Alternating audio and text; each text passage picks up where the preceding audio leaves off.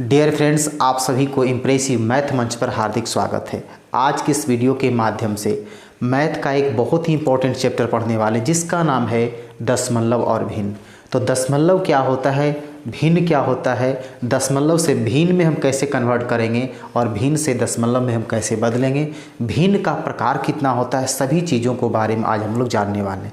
तो इस वीडियो में बने रहें और ध्यान से देखने का कोशिश करें, सारा चीज़ आपको समझ में आएगा।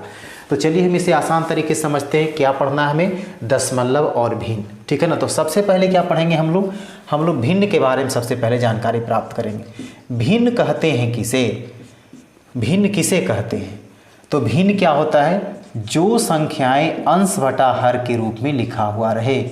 क्या बोल रहा है कि जो संख्या अंश बटा हर के रूप में जो लिखा हुआ रहता है उसे क्या कहते हैं, भिन्न कहते हैं।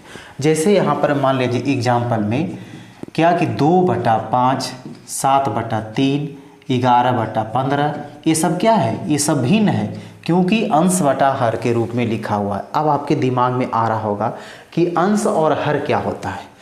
तो अंश किसे कहते हैं, जो ये भिन्न लिखा हुआ है तो भिन्न का जो ऊपर वाला भाग हो गया ना, तो ऊपर वाला भाग को अंश बोला जाता है और नीचे वाला भाग को क्या बोला जाता है, हर बोला जाता है। देखिए यहाँ पर ये बट्टा का चिन्ह है, यानी इसके ऊपर जो हो गया सो अंश हो गया और जो हर हो गया सो कहाँ हो गया, नीचे हो गया। इसको ऐसे भी याद रख सकते हैं। अगर हो सकता है कि कन्फ्यूजन हो कि अंश बटा हर होता है कि हर बटा अंश होता है, तो अंश यानी देखना इसको इस तरह से कोड में पढ़ेंगे कि अंश आसमान कहाँ होता है, तो आसमान ऊपर होता है, तो इस निशान के ऊपर में जो लिखाएगा वो अंश लिखाएगा। हर, तो हर यानी हल कहाँ चलता है, नीचे चलता है, ज़मीन में चलता है, तो हर कहाँ होगा, नीचे होगा। यानी आसमान ऊपर है तो अंश ऊपर हो गया और हल नीचे चलता है तो हर नीचे हो गया। तो यानी जो संख्या अंश बटा हर के रूप में लिखा हुआ रहे उस संख्या को क्या कहेंगे, भिन्न कहेंगे। तो यहाँ देखा जाए 2/5 यानी अंश बटा हर के रूप में है, ये भी अंश बटा हर के रूप में, ये भी अंश बटा हर के रूप में है। इसे क्या कहेंगे, हम भिन्न कहेंगे। अब भिन्न जो होता है ना, भिन्न कितने प्रकार के होते हैं इसको भी जानना बहुत ज़रूरी है। तो देखा जाए कि भिन्न के प्रकार क्या होता है, जो भिन्न है तो भिन्न के प्रकार कितने होते हैं। भिन्न के प्रकार तो मुख्य रूप से इसे 3 प्रकार हमें जानना है, ठीक है। सबसे पहला हमें समझना है उचित भिन्न, उचित भिन्न, और जिसको क्या कहते हैं हम लोग सम भिन्न के नाम से भी जानते हैं, सम भिन्न, ठीक है। और एक होता है अनुचित भिन्न, अनुचित भिन्न, जिसे क्या कहते हैं, जिसे हम लोग विषम भिन्न के नाम से भी जानते हैं, विषम भिन्न, ये हो गया विषम भिन्न। एक होता है मिश्र भिन्न, मिश्र भिन्न। अब इसमें देखा जाए ये 3 प्रकार के भिन्न है। अब इसे क्या करेंगे, तीनों को हम परिभाषा समझेंगे, उदाहरण सहित समझेंगे कि उचित भिन्न किसे कहेंगे और अनुचित भिन्न किसे कहेंगे और मिश्र भिन्न किसे कहेंगे और ये किस प्रकार लिखा जाता है। तो देखा जाए सबसे पहले हम उचित भिन्न को समझेंगे। तो उचित भिन्न किसे कहेंगे, तो जिस भिन्न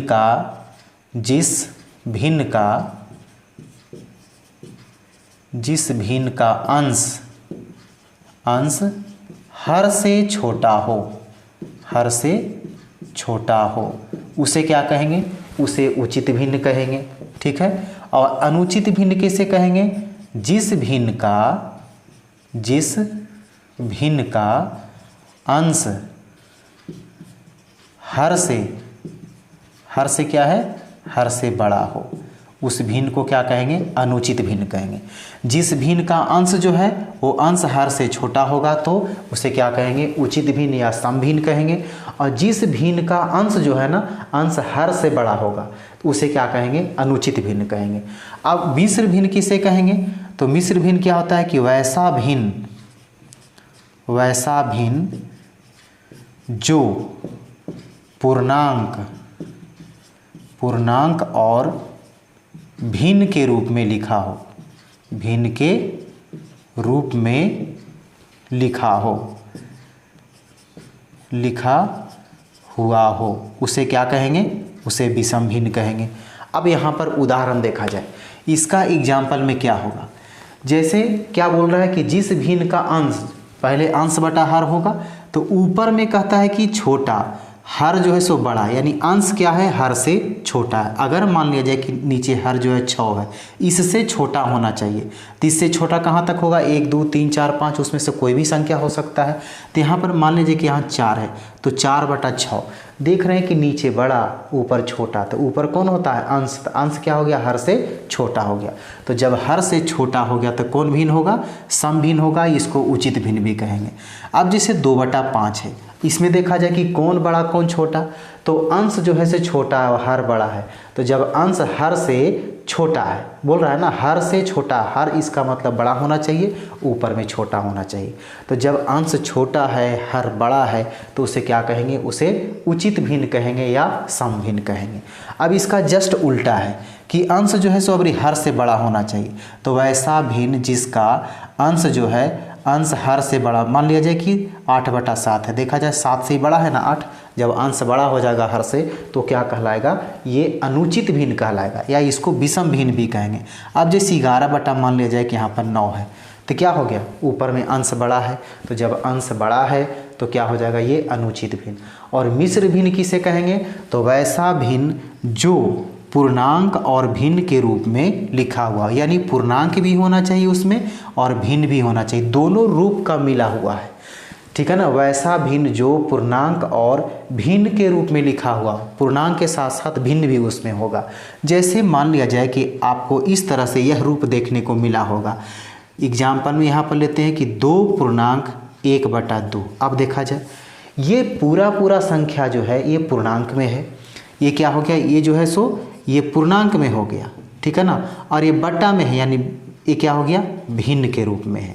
तो जब पूर्णांक और भिन्न के रूप में रहता है तो उस भिन्न को क्या कहेंगे, इसे हम मिश्र भिन्न कहेंगे। याद हो गया कि जिसका अंश छोटा हो, हर बड़ा हो, उचित भिन्न। यदि अंश जो है सो बड़ा है और हर छोटा है तो अनुचित भिन्न। और जब पूर्णांक के रूप में और भिन्न के रूप में दोनों का कहता है कि सम्मिलित रूप हो, वैसा भिन्न जो पूर्णांक और भिन्न के रूप में हो तो उसे क्या कहेंगे, उसे मिश्र भिन्न कहेंगे। ये था उचित भिन्न, अनुचित भिन्न और मिश्र भिन्न का रूप। अब इसके बाद जो है ना, इसके बाद अनुचित भिन्न को यानी विषम भिन्न को हमें मिश्र भिन्न में बदलना है, तो कैसे बदलेंगे, और मिश्र भिन्न से हमें विषम भिन्न में बदलना है तो कैसे बदलेंगे, आइए सीखते हैं। तो अब देखा जाए कि विषम भिन्न यहाँ पर मिश्र भिन्न है, यानी विषम भिन्न यानी अनुचित भिन्न। अनुचित भिन्न जैसे मान लिया जाए, अभी हमने क्या पढ़ा कि अनुचित भिन्न में क्या होता है कि अंश बड़ा होता है, हर छोटा होता है। अगर यहाँ पर लिख दिया कि 18/5, ठीक है ना, ये पहला क्वेश्चन ले लिया। अब इसको किस में बदलना है, इसको बदलना है आपको मिश्र भिन्न में।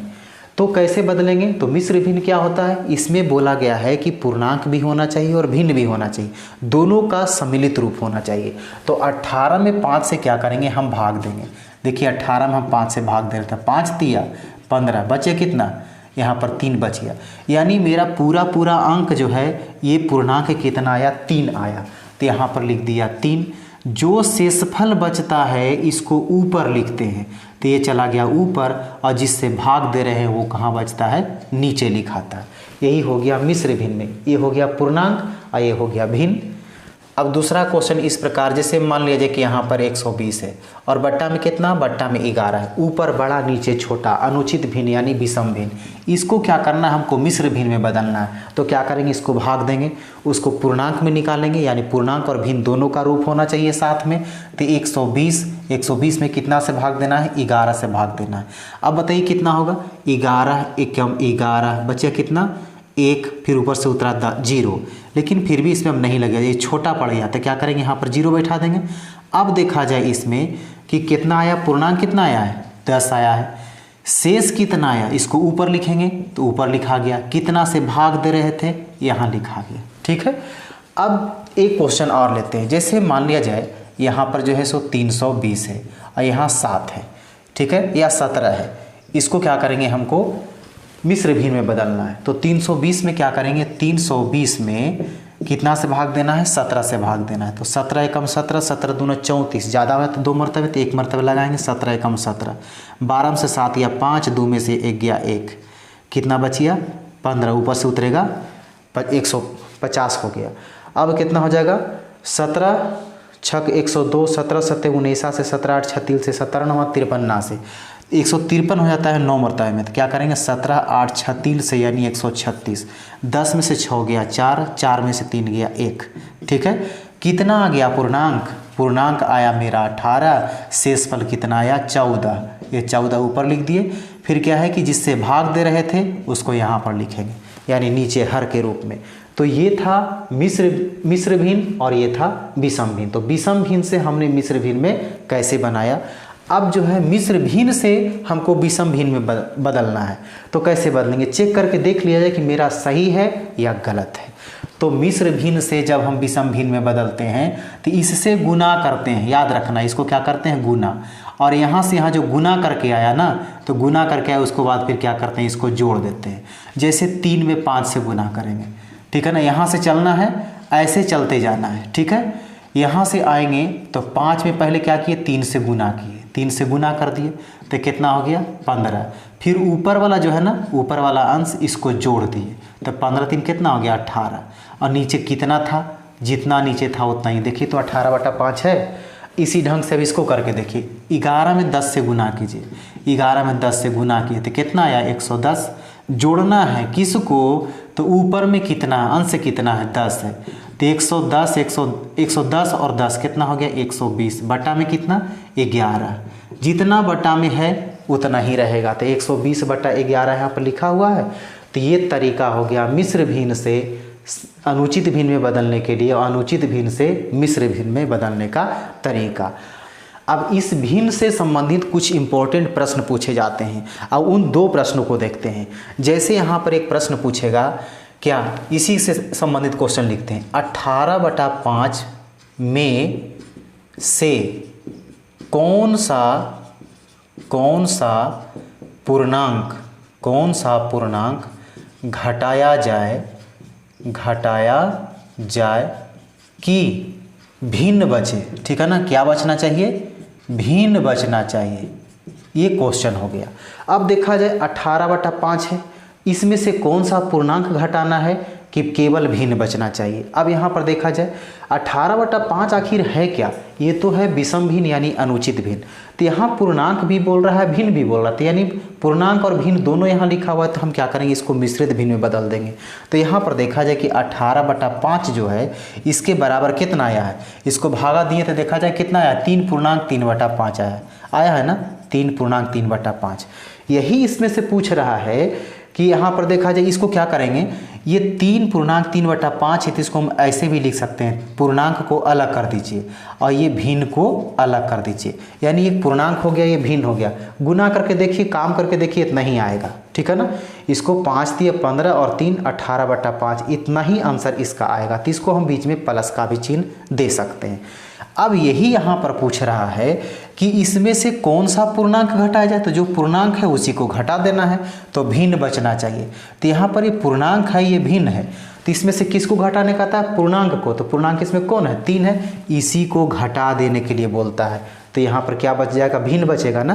तो यही यहाँ पर क्या लिखेंगे कि 3 जो है ये प्लस 3/5 है, तो इसमें से क्या करेंगे, 3 को घटा देना। तो घटा दिए तो खत्म हो गया ना, तो खत्म हो गया तो कितना बच गया, ये 3/5। कौन रूप में है भाई, तो ये भिन्न के रूप में है।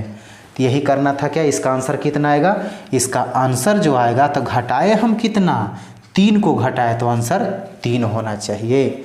अब इसी प्रकार एक क्वेश्चन और लेते हैं। जैसे मान लिया जाए कि क्वेश्चन यहाँ पर है 27/5, ठीक है, या 27/6 में कौन सा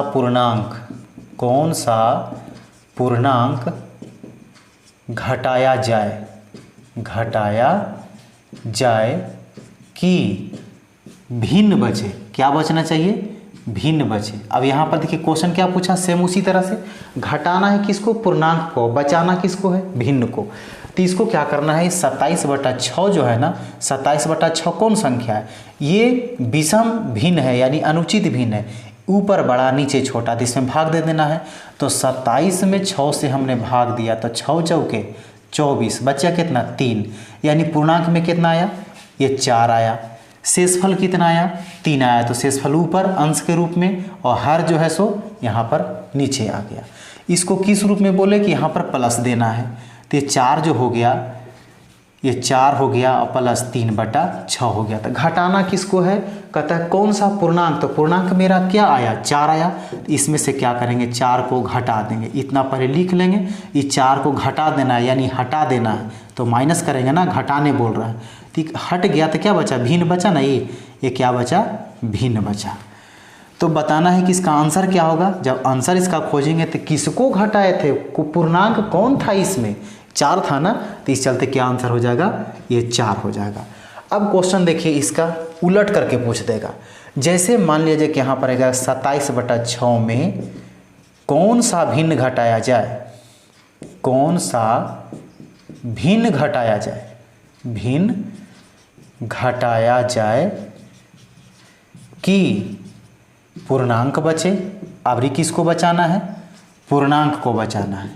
तो देखा जाए 27/6 है, इसको क्या करेंगे, मिश्रित भिन्न में बदलेंगे, कितना आएगा, 4/3/6, यही आया ना। इसको क्या करना है, पूर्णांक को अलग और भिन्न को अलग कर देना है। तो 4 हो गया, प्लस बीच में कर देंगे और ये 3/6 हो गया। ये पूर्णांक हो गया, ये भिन्न हो गया। घटाना किसको है, भिन्न को, तो यानी 3/6 को क्या करना है, घटाना है। तो बचाना क्या है, पूर्णांक को, तो इसको बचा लेना है। तो घटाना है कितना, कौन सा भिन्न, तो भिन्न कौन सा है, यही है ना 3/6। तो यानी 4 प्लस 3/6 है, तो घटा देंगे 3/6, तो ये खत्म हो जाएगा, तो 4 बचेगा ना। तो हम किसको घटाए हैं, 3/6 को, तो यानी भिन्न बराबर कितना हो जाएगा, यही भिन्न बराबर जो बचा ना, ये 3/6, यही आंसर हो जाएगा। अगर इसमें पूर्णांक कहेगा तो क्या होगा, इसको हम पूर्णांक बराबर लिख सकते हैं आंसर के रूप में। तो पूर्णांक बराबर क्या हो जाएगा, पूर्णांक को घटाए थे तो पूर्णांक कौन सा पूर्णांक था, ये 4 था। उसी तरह से भिन्न को घटाए तो भिन्न कौन सा था, 3/6, तो 3/6 आंसर हो गया। ये था भिन्न से संबंधित क्वेश्चन। अब जो हम पढ़ने वाले हैं, अब दशमलव के बारे में पढ़ने वाले हैं। अब इसके बाद क्या करेंगे, हम लोग भिन्न से दशमलव में बदलने के लिए सीखेंगे कि भिन्न दिया हुआ उसका दशमलव रूप कैसे लिखाएगा। जैसे मान लीजिए कि यहाँ पर एक तरह का है कि 35 है बट्टा में यहाँ पर 10 है, तो 35/10 है।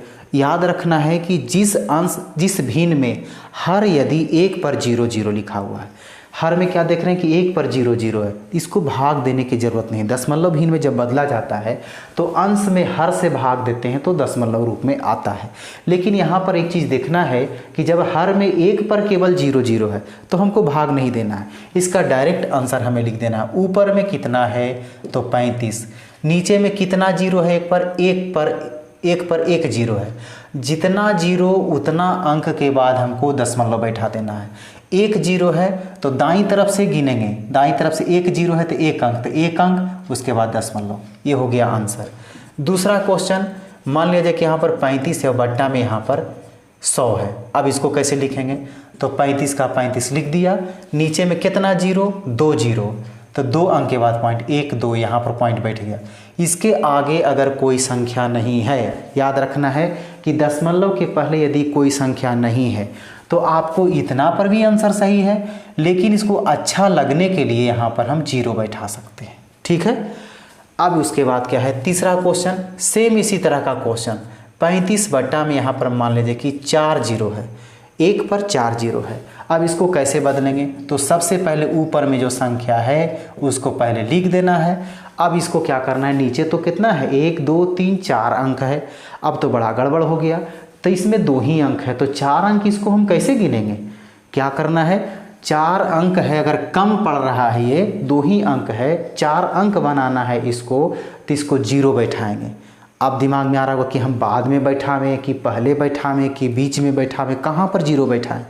तो देखा जाए यहाँ पर ऐसा बैठाना है कि इसका मान बदले नहीं। 35 है तो 35 ही मान रहना चाहिए, न घटना चाहिए न बढ़ना चाहिए, ठीक है। तो इसको हमें 4 अंक बनाना है। तो यहाँ पर क्या करेंगे, यदि 2 अंक इधर 2 0 बैठा देते हैं तो 4 अंक हो गया, लेकिन मान क्या हो गया, मान देख रहे हैं कि 3500 हो गया। यहाँ 35 है, यहाँ 3500 हो गया, तो गलत ना हो गया। यदि हम इस तरह से बैठाते हैं, मान लें कि 1 0 इधर 1 0 इधर बैठाते हैं, इस 0 का मान तो कुछ नहीं होगा, लेकिन 350 हो गया, फिर बदल गया, हमको 35 ही रहना चाहिए। अगर मान लीजिए कि यहाँ पर 35 है, 1 0 यहाँ बैठा देते हैं, 1 यहाँ बैठा देते हैं, अब देखा जाए कि मान बदल रहा है कि घट रहा है कि बढ़ रहा है, तो देख रहे हैं कि फिर जो है यहाँ 35 है, यहाँ 3050 हो गया, ये भी गड़बड़ हो गया। तो कैसे बैठाएंगे? अभी हमने क्या देखा कि जब पहले बैठाते हैं तो इसका वैल्यू कुछ नहीं रहता, इसका मतलब हमको पहले बैठाना पड़ेगा, ठीक है ना। न तो बीच में न तो बाहर, हमको कहाँ बैठाना है? तो संख्या के पहले। याद रखना, जब 4 अंक बनाएंगे तो इसको संख्या के हम पहले 0 बैठाएंगे, तो इसका मान क्या होगा? 0 0 का कोई वैल्यू नहीं, केवल 35 ही रहा, इसका मान सेम रह गया। अब 4 अंक हमने बना दिया तो 1 2 3 4, तो 4 अंक के बाद पॉइंट बैठा दीजिए, ये दशमलव हो गया। अब क्या करेंगे? जब इसके पहले कुछ संख्या नहीं है तो यहाँ पर 0 बैठा देंगे, हो गया ये आंसर। अब यहाँ पर अगला क्वेश्चन देते हैं। जैसे मान लिया जाए कि 1 5 3 2, अब बटा में कितना? ये 100 है। अब देखा जाए इसमें यह 1000 बना देते हैं, तो सबसे पहले क्या करेंगे? ऊपर वाली संख्या को लिख देंगे। अब नीचे कितना 0 है? 1 पर कितना 0 है? 1 2 3, तो 1 2 3 यहाँ पर पॉइंट बैठ गया, यही हो गया आंसर। ये था कि हर में जब 1 पर 0 0 रहेगा तो उसको दशमलव में बदलने का सबसे इजी तरीका। लेकिन यदि इस रूप में न रहे तब क्या करेंगे? जैसे मान लिया जाए कि यहाँ पर ये 32 है और बटा में 5 है, इसका दशमलव रूप में लाना है। तो देख रहे हैं क्या? एक चीज़ याद रखना है, जब कटेगा तो काट देंगे, यानी नीचे से अंश और हर में यदि कटता है तो काट देंगे, क्योंकि जो कट के बचेगा तो भाग देने में थोड़ा सा आसानी होगा। लेकिन यदि नहीं कटता है तो आपको भाग देना पड़ेगा। दशमलव के रूप में लाने के लिए क्या करेंगे? हम अंश में हर से भाग देते हैं। तो 35 कितना है? 32 है ना, ये 32 में क्या करेंगे? 5 से भाग देंगे, तो 5 छक 30, कितना हो गया? ऊपर से उतरा 2, ये तो कट गया। अब यहाँ पर दशमलव बैठाएंगे, ठीक है ना।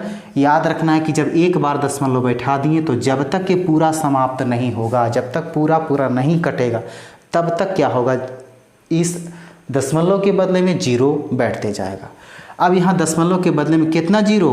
1 0 बैठता है। अब देखा जाए तो 5 चौके 20, 4 मरतबे में कट जा रहा है ना, ये 4 मरतबे में कट गया पूरा। तो इसका मतलब भागफल कितना आया? 6.4 आया था। 6.4 क्या हो गया? इसका दशमलव रूप हो गया। अब यहाँ पर छठा देखा जाए, इसमें जैसे मान लिया जाए कि यहाँ पर कितना ले लें? ये 20 बटा हम 6 ले लेते हैं, ठीक है ना। ये 20 बटा 6 है, तो क्या करेंगे? सबसे पहले देखना है कि कटेगा तो काटेंगे, नहीं कटेगा तो छोड़ देंगे। यहाँ कट रहा है, 10 दूना 20 और 3 दूना 6। आप नहीं भी काटेंगे तो इसका आंसर सेम आएगा। तो 10 बटा 3 है, तो 10 में क्या करना है? हमको 3 से भाग देना है, ठीक है। तो 3 तिया 9, बचे कितना? 1। अब यहाँ पर दशमलव बैठाएंगे तो यहाँ पर हो गया 0, तो कितना हो जाएगा? फिर 3 तिया 9, कितना बच गया? 1। फिर पॉइंट के बदले 0, हमेशा 10 बैठते जा रहा है, 10 बनते जा रहा है। इसका मतलब भाग हमेशा कितना से लग रहा है? 3 से लग रहा है। तो इसको हम इस रूप में लिख सकते हैं 3.33 डॉट डॉट डॉट, इस तरह से। नहीं तो आपको इस रूप में लिखा जा सकता है रेकरिंग के रूप में। 3 पॉइंट यहाँ पर हमेशा जो है सो 3 3 आ रहा है, तो जब 3 3 आ रहा है तो क्या करेंगे? 3 पर रेकरिंग दे देंगे। इसको 12 रेखा भी बोला जाता है।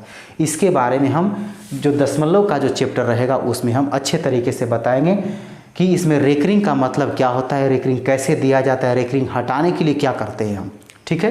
तो ये था भिन्न से दशमलव रूप में बदलना, यानी अंश में हर से भाग दे करके क्या करते हैं? दशमलव रूप में बदलते हैं। अब यहाँ दशमलव से यदि भिन्न में बदलना होगा तब कैसे बदलेंगे? देखा जाए। अब यहाँ दशमलव है, इसको हमको क्या करना है? भिन्न के रूप में बदलना है, ठीक है ना।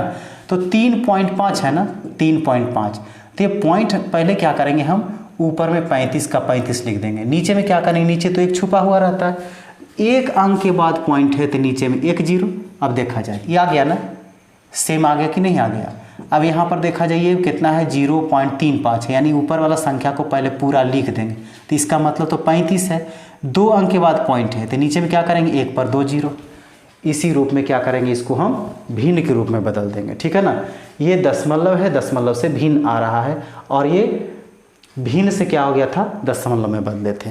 अब इसके बाद भिन्न को और दशमलव जो रूप दिया हुआ रहेगा उसको हम प्रतिशत में कैसे बदलेंगे? तो देखा जाए ये भिन्न के रूप में है, इसको हमें प्रतिशत में बदलना है। तो याद रखना है प्रतिशत, प्रतिशत का मतलब क्या होता है? 100, ठीक है ना, ये 100। अब क्या करेंगे? जब प्रतिशत में बदलेंगे तो 12/5 प्रतिशत में बदलने के लिए क्या करेंगे? यहाँ पर 100 ऊपर भी और नीचे भी लिखेंगे। ध्यान देना है कि जब भी हम गुना करेंगे तो ऊपर और नीचे बराबर गुना करेंगे। क्यों करेंगे बराबर? क्योंकि अगर ऊपर नीचे नहीं करेंगे तो इसका मान जो है सो गड़बड़ा जाएगा।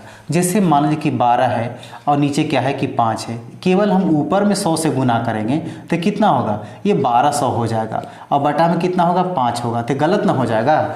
इसका मतलब क्या है कि जब ऊपर गुना कर रहे हैं तो नीचे भी गुना करें, क्योंकि ये दोनों खत्म हो जाएगा तो इसका मान इतना ही ना रहेगा। इस चलते क्या करना है, जब प्रतिशत में बदलना है तो ऊपर और नीचे दोनों जगह 100 लिखना है। नीचे वाला 100 को कुछ नहीं करना है, ठीक है ना, नीचे वाला 100 को क्या करेंगे, कुछ नहीं करेंगे। तो कितना होगा ये, अब देखा जाए इसको काटना है, देखिए कट रहा है, 20 बचे 100, ऊपर में कितना हो गया, ये ऊपर में देखा जाए ऊपर में गुना कर देना है तो 200 कितना हो जाएगा, 40। ये 100 के बदले क्या हो गया, प्रतिशत। इसको इस रूप में समझा जाए, जैसे मान लिया जाए कि यहाँ पर 12/5 है, ठीक है ना, हमको प्रतिशत में बदलना है तो यहाँ 100 लिखेंगे, बटा में जो 100 है ना इसके बदले हम यहीं पर भी प्रतिशत लिख सकते हैं, कोई दिक्कत नहीं है। अब क्या करेंगे, इसको देखा जाए 5 से काटेंगे तो 20 बचे 100, अब 12 दूना 24 यानी 240 और प्रतिशत का प्रतिशत, ये हो गया प्रतिशत में बदलना। अब उसके बाद मान लीजिए कि इसको बदल के देखते हैं, 4/15 है तो 4/15 में क्या करेंगे, ऊपर भी 100 और नीचे भी 100। अगर नीचे 100 नहीं लिखेंगे तो यहाँ पर डायरेक्ट प्रतिशत लिखेंगे। इसको काटना है, इस 100 को छोड़ देना है, कुछ नहीं करना, इस 100 के बदले में क्या हो गया, प्रतिशत हो गया। देखा जाए 3 बचे 15 और 20 बचे 100, तो ऊपर में कितना हो गया, 40 दूना 20 चौके 80 और बटा में कितना हो गया, नीचे 3 और इस 100 के बदले क्या हो गया, प्रतिशत। इसको इस रूप में डायरेक्ट कर सकते हैं कि 4/15 है, 4/15 है, ठीक है, ये 100 और प्रतिशत, तो यानी कितना हो जाएगा, 3 बचे 15 और 20 बचे 100, तो 20 चौके 80 और बटा में कितना 3, ये हो गया प्रतिशत, ठीक है। अब इसको क्या करते हैं, इसको हम भाग दे सकते हैं, इसको दशमलव भी बना सकते हैं, लेकिन प्रतिशत में ही रहेगा वो। लेकिन अब क्या करेंगे, अब तो दशमलव रूप में दिया हुआ है, इसको कैसे बनाएंगे, तो ये भी सेम है, 0.25 है, तो क्या करेंगे इसमें हम 100 से गुना करेंगे, ठीक है ना, यानी 100%। तो इतना में 100 से गुना करेंगे, देखा जाए तो कितना हो जाएगा, 2500 प्रतिशत। लेकिन यहाँ पर 2 अंक के बाद दशमलव है तो इसमें 2 अंक के बाद दशमलव होगा। दशमलव के बाद जब 0 खाली बचता है तो वो ख़त्म हो जाता है, यानी ये ख़त्म हो गया, तो कितना बचा, केवल 25 बचा और ये प्रतिशत बचा। ये हो गया इसका आंसर। एक क्वेश्चन और, जैसे यहाँ 1.25 है, इसको क्या करना है, हमें प्रतिशत में बदलना है, तो 100 ऊपर और नीचे भी लिख सकते हैं, नहीं तो क्या करेंगे, हम यहाँ पर डायरेक्ट प्रतिशत लिख देंगे। 100 में 125 से गुना किया जाए, यहाँ पर पॉइंट को छोड़ देते हैं, 125 में 100 से गुना करेंगे तो 125 पर कितना हो जाएगा, 2 0। अब 2 अंक के बाद पॉइंट है तो 2 अंक के बाद पॉइंट देंगे यहाँ पर, और प्रतिशत के प्रतिशत। अभी हमने क्या बताया कि जब पॉइंट के बाद 0 केवल रहेगा इसका मान कुछ नहीं होता, यानी ख़त्म हो जाएगा। तो कितना बच गया, 125 और ये प्रतिशत का प्रतिशत, ये हो। तो आज का क्लास आज हम यहीं पर समाप्त करते हैं। उम्मीद है कि आज की क्लास में जितने सारे प्रश्नों को हमने बताया आपको बिल्कुल समझ में आया होगा। तो यह वीडियो यदि आपको अच्छा लगा तो आप कमेंट में ज़रूर लिख करके बताएं कि आपको ये टॉपिक कैसा लगा, क्लास आपको कैसा लगा। यदि आपको ये वीडियो अच्छा लगा तो आप इस वीडियो को लाइक कर दें और अधिक से अधिक ग्रुप में शेयर कर दें। और आपसे एक छोटी सी रिक्वेस्ट रहेगा कि यदि आप इस चैनल पर अभी तक आप नए हैं, पहली बार विजिट कर रहे हैं, तो आप इस चैनल को सब्सक्राइब करके नोटिफिकेशन का बेल आइकन ज़रूर दबा दें, ताकि इस प्रकार का जो भी यूजफुल वीडियो अपलोड होगा वो तुरंत नोटिफिकेशन के माध्यम से आप तक जल्द ही जल्द पहुंच सकेगा। तो फिर मिलते हैं हम अगले टॉपिक लेकर के अगले वीडियो में।